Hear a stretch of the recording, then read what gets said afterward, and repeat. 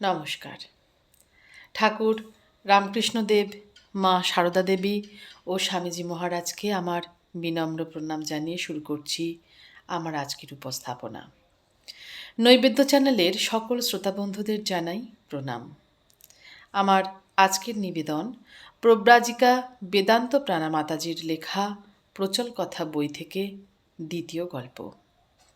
গল্পটির নাম হল এক বৃদ্ধা ও রাজার কাহিনী। কোনো এক দেশের রাজা ছিলেন একান্ত শিবভক্ত। প্রাসাদের অদূরে রাজার নিজস্ব শিব মন্দির। শ্বেতপাথরে মোড়া সেই মন্দিরের কি অপূর্ব শোভা! মন্দিরের গর্ভগৃহে কোষ্ঠী পাথরের বিশাল শিবলিঙ্গ। নিত্য পঞ্চামৃতে রাজপুরোহিত স্নান করান দেবাদিদেবকে। রাজাও নিত্য আসেন নিজের হাতে ফুল বেলপাতা গঙ্গা জলে ইষ্ট দেবতার আরাধনা করতে। একবার চাতুর্মাস্যের সময় রাজার বড় স্বাদ হলো। শ্রাবণের প্রতি সোমবার তিনি দুধ দিয়ে মহাদেবকে স্নান করাবেন। সেই সঙ্গে রাজ্যশুদ্ধ লোকও যদি ঘড়া ঘড়া দুধে শিবলিঙ্গের মহা স্নান করায় তবে গর্ভমন্দির ভেসে যাবে, আর সেই দুর্লভ দৃশ্য দেখে গভীর তৃপ্তি পাবেন শিবভক্ত মহারাজ। পাত্র মিত্র অমাত্যের দল সর্বত্র ঢেড়া পিটিয়ে দিল। শ্রাবণের প্রতি সোমবার রাজবাড়ির শিব মন্দিরের দরজা সারাদিন খোলা থাকবে।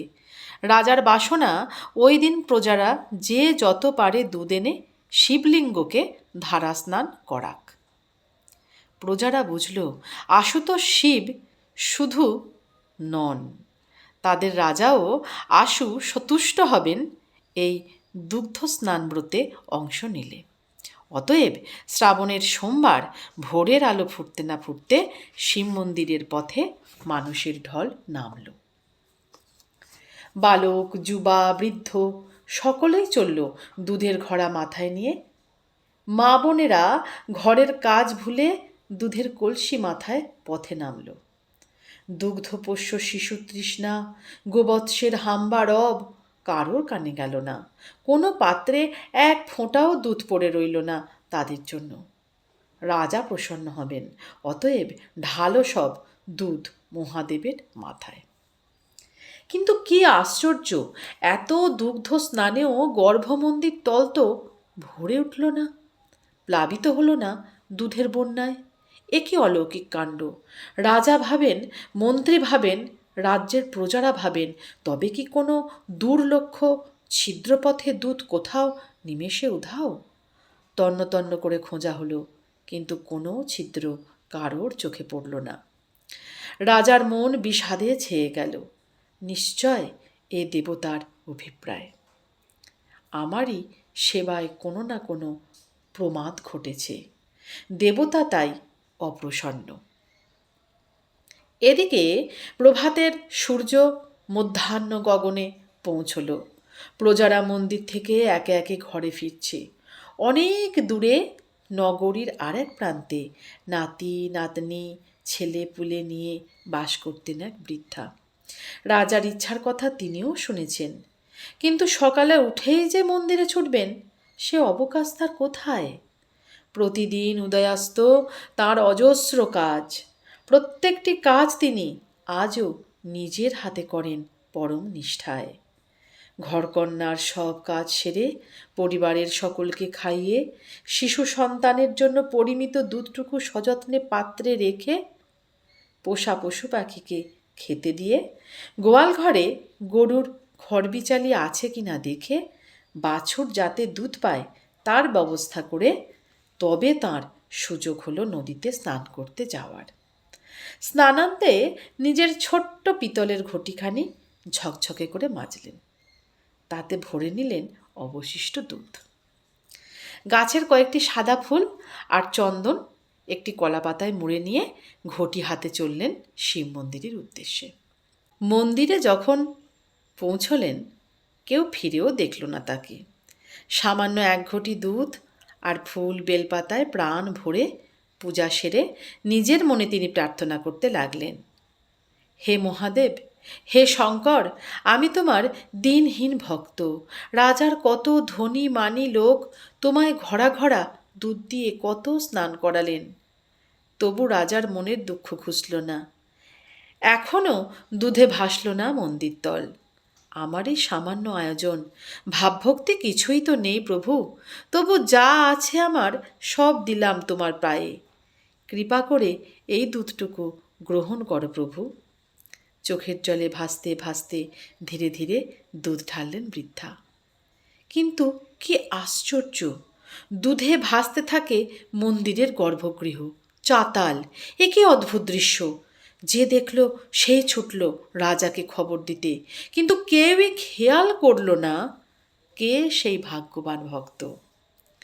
এইভাবে শ্রাবণের প্রতি সোমবার দিনান্তে মন্দির তল দুধে ভেসে যায়। কার অভিষেক মহাদেবকে এত প্রসন্ন করে তার সন্ধান কেউ দিতে পারে না। অবশেষে রাজা এক প্রহরীকে নিযুক্ত করলেন। বললেন, তুমি খুব হুঁশিয়ার থেকো, গর্ভমন্দির দুধে ভেসে যেতে দেখলেই তুমি সেই ভক্তকে আমার কাছে নিয়ে আসবে। কিন্তু তাতেও কোনো সুরাহা হলো না। প্রহরী কোনো হদিশই দিতে পারল না এমন অদ্ভুত ঘটনার। শেষে রাজা নিজে এসে গর্ভগৃহের অন্তরালে দাঁড়িয়ে দাঁড়িয়ে সারাদিন পূজানুষ্ঠান দেখতে লাগলেন। বৃদ্ধা তার সজাগ দৃষ্টি এড়াতে পারলেন না। রাজা বৃদ্ধাটিকে বহু আদর যত্ন করে তারপর সবিনয়ে বললেন, মা, তুমি তো জানো এ রাজ্যের সকলে প্রতি সোমবার দেবতাকে কত ঘড়া ঘড়া দুধে স্নান করিয়েছে, তবু মন্দিরতল ভেসে যায়নি। তুমি কি জাদু করলে যে এমন অসম্ভব সম্ভব হলো? আমি তোমার ছেলে, নির্ভয় বলো মা, কিভাবে এমনটা সম্ভব হলো? বৃদ্ধা তো ভেবে অস্থির। তিনি যে তাঁর আরাধ্য দেবতার লীলা কিছুই জানেন না।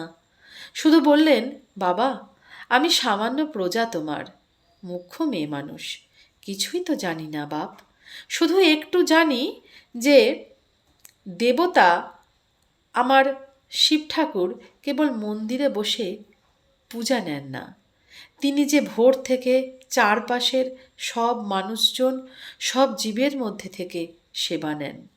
প্রভু অন্তর্যামী, তিনি জানেন যার যেভাবে প্রাপ্য তাকে সেভাবে তুষ্ট করে সব শেষে আমি তাঁর সাক্ষাৎ সেবার জন্য দেব মন্দিরে এসেছি।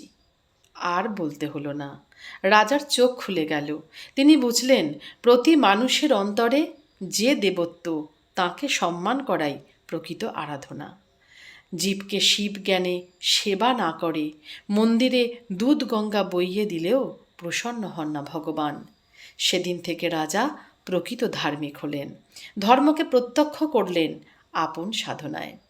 মহারাষ্ট্রের ঘরে ঘরে এ কাহিনী আজও প্রচলিত।